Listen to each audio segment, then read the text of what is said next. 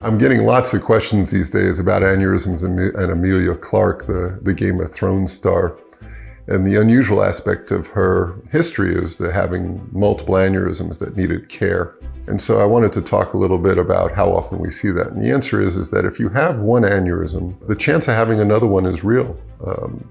It's usually somewhere less than 20%, probably closer to 10%. But it does happen. If you have one, there's a chance you're having more than one. The good news is that the vast majority of the time, they would both be diagnosed at the same time. And that was also in her case. So they knew she had more than one, and they knew that they had to have a plan to deal with the aneurysms. Sometimes one of the aneurysms will be large enough to warrant treatment, and the other one will just warrant observation. Sometimes they both warrant treatment. When they both warrant treatment, both could require surgery, both could require the techniques where they go through the arteries, the endovascular approach where they coil or stent them. And sometimes patients need a combination of therapies. Many times over the years, I've needed to have one of the aneurysms coiled and another one had to be operated on and microsurgically clipped. It's not like skin cancer where they'll keep popping up.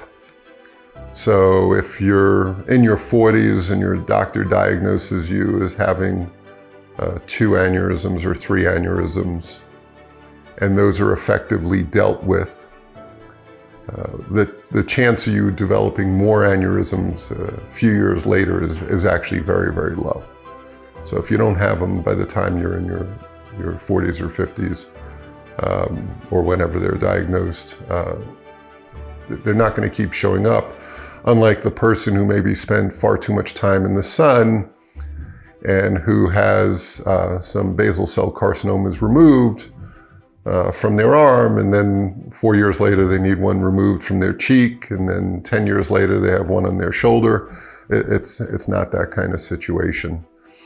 I do think though that people who have multiple aneurysms should be checked periodically with an MRA, a special type of MRI that looks at aneurysms and is very, very safe, because of the devastating consequences of missing an aneurysm that ruptures. When aneurysms rupture, most patients die or are in very, very poor shape.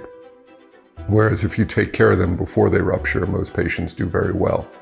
But you shouldn't live in fear of being an aneurysm factory.